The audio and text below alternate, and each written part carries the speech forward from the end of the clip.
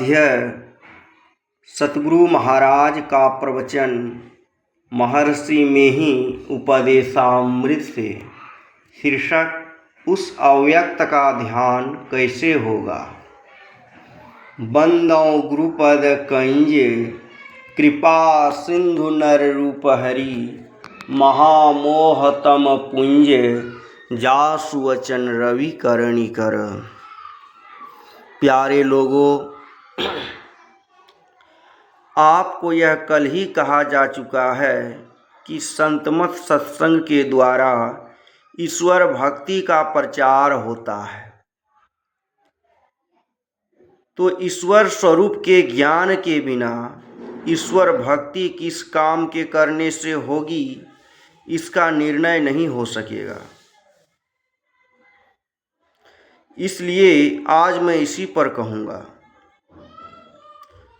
आजकल संसार में इस विचार जो ईश्वर भक्ति के विरुद्ध है, ईश्वर नहीं है, परलोक नहीं है, शरीर में जो चेतन आत्मा लोग मानते हैं यह भी नहीं है, शरीर ही जो कुछ है, शरीर छूटा जीवात्मा कुछ नहीं, इसलिए मोक्ष संबंधी ज्ञान गलत है। लोगों का समय व्यर्थ ही बर्बाद होता है। संसार में उपार्जन करो, सुख से रहो, खाओ पियो का प्रचार प्रचंड रूप धारण कर रहा है। इसलिए जैसा अन्याय नहीं होना चाहिए वैसा होता है। पूर्व के संत लोग ईश्वर मानते थे, जीवात्मा मानते थे और लोक परलोक मानते थे, और अब भी संत इन बातों को मानते हैं। सो क्यों मानते हैं? युक्ति युक्त विचार के विरुद्ध मानते हैं? कभी नहीं। संतों की वाणी का उल्लंघन करके नहीं मानते, पर हम लोग गुरु वाक्य में श्रद्धा रखते हैं क्योंकि उनका विचार शास्त्र सम्मत और विचार अनुकूल होता है। आगे बढ़कर साधन भजन से भी सच्चाई मालूम होती है। जबकि लोग उनके बताए यत्न को करने लगते हैं तो उस अनुभूति से भी विश्वास होता है कि गुरु वाक्य गलत नहीं है। ईश्वर के मानने में युक्ति युक्त विचार कैसे है, सुनिए। इस संसार को सौर जगत कहिए, ठीक है, अर्थात सूर्य से होने वाला, सूर्य से बनने वाला यह जगत है। क्योंकि आजकल जो भौतिक विज्ञान का प्रचार है उसको भी मानना पड़ता है कि बिना सूर्य के संसार में जो दृश्य है वह नहीं रहेगा। इसलिए इसको सौर जगत व सोलर सिस्टम कहते हैं। इसके आरंभ में सूर्य है। चाहे तारामंडल देखिए, चाहे पृथ्वी को देखिए, सभी सूर्य के कारण हैं। दूसरे शब्दों में यदि कहा जाए कि पांच भौतिक जगत के अंतर्गत सूर्य है तो कोई अनुचित नहीं। पांच भौतिक कहते हैं पृथ्वी, जल, अग्नि, वायु और आकाश को। इन पंच तत्व का ही पसार संसार में देखते हैं, इसलिए इसको पांच भौतिक जगत कहते हैं। सबसे पहले का आकाश है, नहीं तो वायुमंडल के लिए जो अवकाश चाहिए सो नहीं हो सकता। इसलिए मूल में शून्य व आकाश ही मानना पड़ता है। फिर वायु, अग्नि, जल और पृथ्वी होती है। पांच भौतिक जगत के अंदर सूर्य भी है। सौर जगत के आरंभ में सूर्य और पांच भौतिक जगत में पहले सूर्य है। सौर जगत के आरंभ में सूर्य और पांच भौतिक जगत में पहले शून्य है। यह युक्ति युक्त विचार नहीं है, ऐसी बात नहीं। मूल में कुछ अवश्य है, पांच भौतिक जगत के और सौर जगत के भी। यह स्थूल जगत है, इस स्थूल से आगे कुछ नहीं है, ऐसा नहीं समझो। जो स्थूल है उसका पूर्व रूप कुछ अवश्य होना चाहिए। एक वृक्ष को देखकर उसके अंकुर का ज्ञान होता है, उस अंकुर को देखकर उस बीज का ज्ञान होता है। बीज के बिना अंकुर नहीं और अंकुर के बिना बड़ा वृक्ष नहीं। हम लोग जिस जगत में रहते हैं इसका पहला रूप सूक्ष्म होना चाहिए और उसका भी पहला रूप कारण होना चाहिए। फिर उस कारण का भंडार भी होना चाहिए। इसी को महाकारण व प्रकृति कहते हैं। यह जड़ात्मिका मूल प्रकृति है। इसमें उत्पादक, विनाशक और पालक तीनों शक्तियाँ देखते हैं। प्रत्येक बनावट में ये तीनों शक्तियाँ काम करती हैं। चाहे पहाड़ हो, वृक्ष हो, मानव का शरीर हो, तीनों गुण इनमें काम करते ही रहते हैं। इसके जड़ में व महाकारण रूप में भी वह जड़ प्रकृति मंडल में ये तीनों गुण हैं। इन तीन गुणों को सम्मिश्रित रूप में महाकारण कहें तो कोई अनुचित नहीं। इनके इसी सम्मिश्रित रूप को जड़ात्मिका मूल प्रकृति कहते हैं। इससे भिन्न भिन्न प्रकार की सृष्टियाँ होती हैं। ये पहले बीज कारण रूप में, फिर सूक्ष्म रूप में, तत्पश्चात स्थूल रूप में बनती है। बीज रूप को कारण कहते हैं। कारण से रूपरेखा बनती है, वही सूक्ष्म है। और इस तरह का पांच भौतिक रूप जो है वह स्थूल है। चाहे शरीर का, चाहे संसार का ख्याल कीजिए तो उसके चार मंडल जड़ प्रकृति के हैं।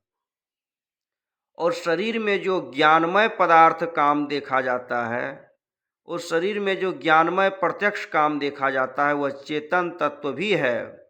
वह परा प्रकृति है। जड़ प्रकृति अपरा प्रकृति है। चेतन जो है वह परा प्रकृति है।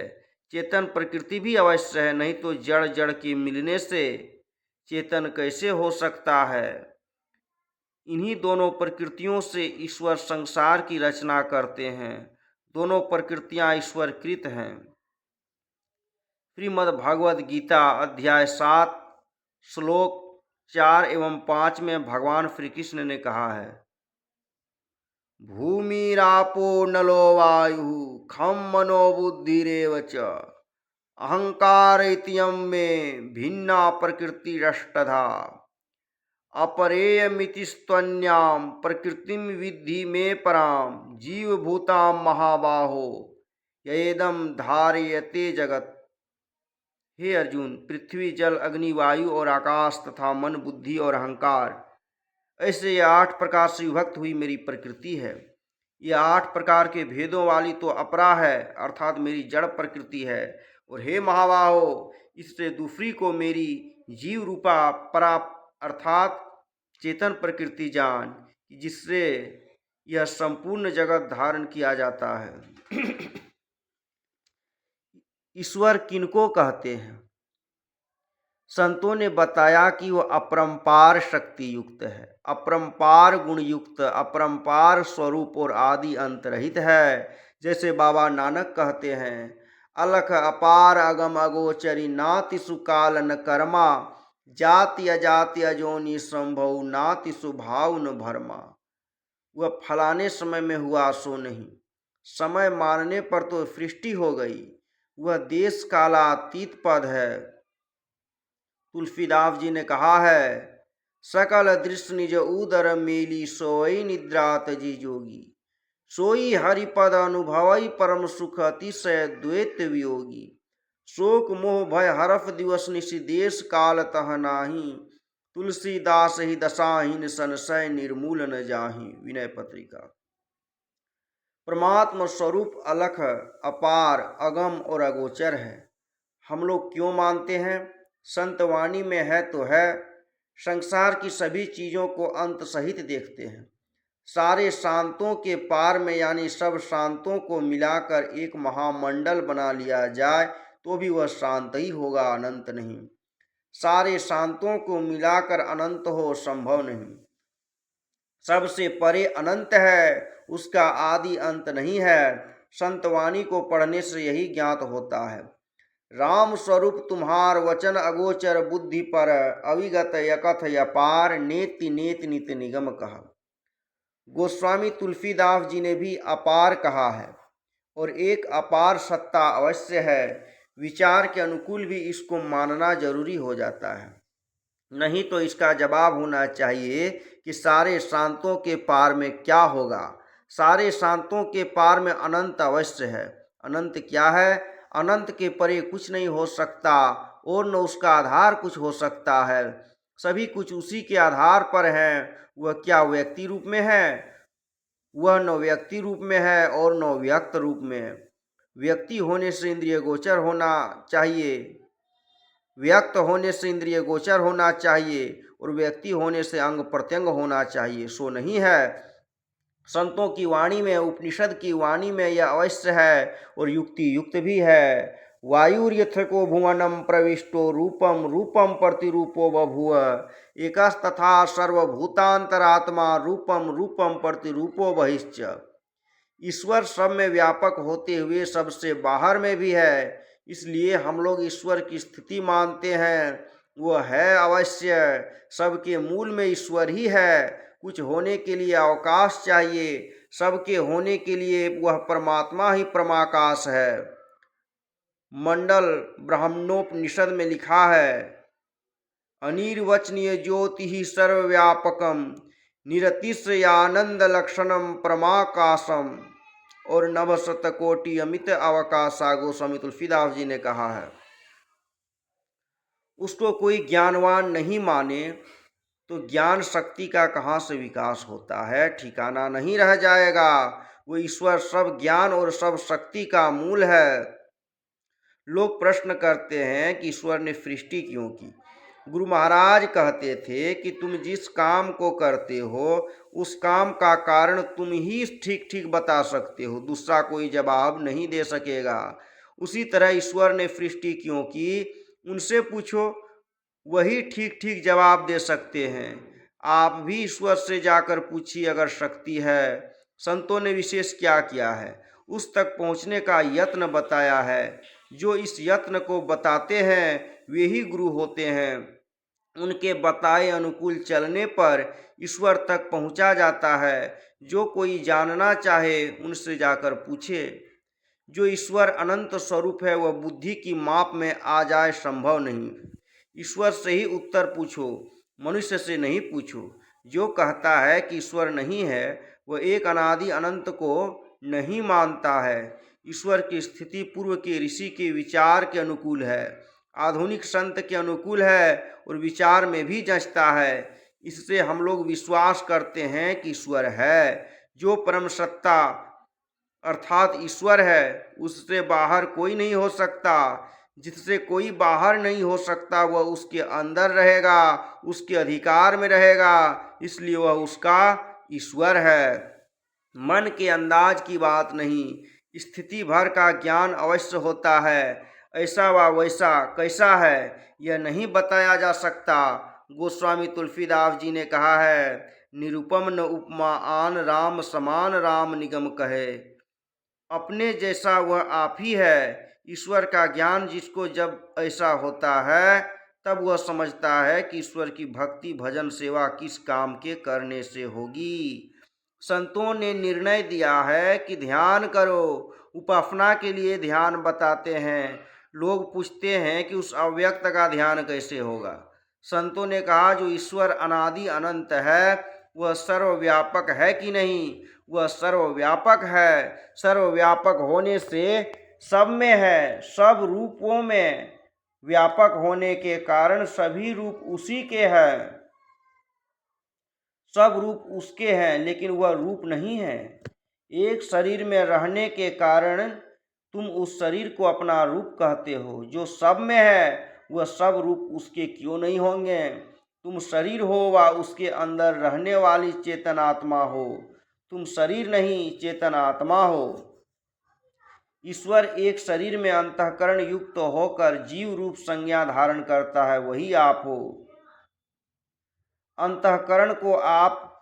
अंतःकरण को पार कर जाओ तो जीवता छूट जाएगी। अंतःकरण में वही चेतन आत्मा है, व्यक्ति रूप में व्यक्त नहीं है, अव्यक्त है। शरीर तुम्हारा व्यक्त है, तुम स्वरूपतः व्यक्ति रूप में नहीं हो। चेतन आत्मा का ज्ञान मन बुद्धि में है, तमाम शरीर में है, इंद्रियों में है। चेतन आत्मा का ज्ञान जो मिलाप वाला है उससे केवल मायामय संसार का ज्ञान होता है। चेतन आत्मा शरीर इंद्रिय में नहीं हो तो इस मायामय संसार का ज्ञान नहीं होता। चेतन आत्मा और चीज है, शरीर और चीज। शरीर को क्षेत्र और चेतन आत्मा को क्षेत्रज्ञ, जो भगवान श्री कृष्ण ने कहा है, बड़ा उत्तम ज्ञान है। उस आत्मा को व अपने को पहचानने के लिए शरीर का ज्ञान नहीं है। शरीर इंद्रिय का ज्ञान मायामय ज्ञान है, इसमें ईश्वर का ज्ञान नहीं होगा। भक्ति के लिए क्या काम करना होगा? तुम जो चेतन आत्मा हो, अपने को शरीर इंद्रिय से ऊपर उठाकर शरीर इंद्रिय से ऊपर उठकर रहोगे, तब तुम अपने को भी पहचानोगे और ईश्वर को भी। जैसे तुम अभी अपने शरीर को पहचानते हो, उसी तरह तुम अपने को और ईश्वर को भी पहचानोगे। तब कुछ पूछने को नहीं रहेगा, कोई बहस नहीं रहेगी। सूरदास जी महाराज ने कहा है, अविगत गति कछु कहत न आवे, ज्यों गूंगहि मीठे फल को रस अंतर्गत ही भावै। परम स्वाद सब ही जु निरंतर, अमित तोष उपजावै। मन वाणी को अगम अगोचर, सो जानै जो पावै। रूप रेख गुण जात जुगति बिनु, निरालंब मन चक्रित धावै। सब विधि अगम विचार हिताते, सूर सगुन लीला पद गावै। वह स्वाद कहने में नहीं आता, लेकिन चेतन आत्मा को भोग होता है। मन नहीं जानता है, बुद्धि नहीं जानती है, केवल चेतन आत्मा ही जानती है। सदगति व मोक्ष चेतन आत्मा को ही चाहिए। परम स्वाद कैसा होता है? जिभिया और मन को पता नहीं, उसमें परम स्वाद है। जब से वह स्वाद लग जाता है, निरंतर लगा ही रहता है। कभी लगा कभी छूटा सो नहीं।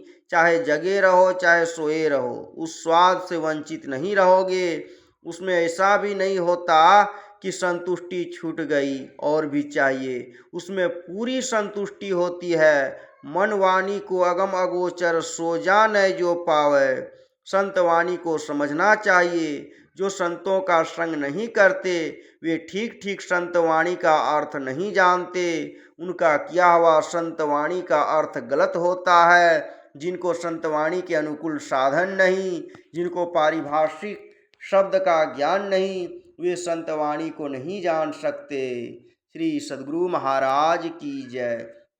यह प्रवचन दिनांक 22/3/1971 ईस्वी के प्रातः काल के अखिल भारतीय संतमत सत्संग के 63वां वार्षिक अधिवेशन के अवसर पर राजेंद्र नगर पटना में हुआ था।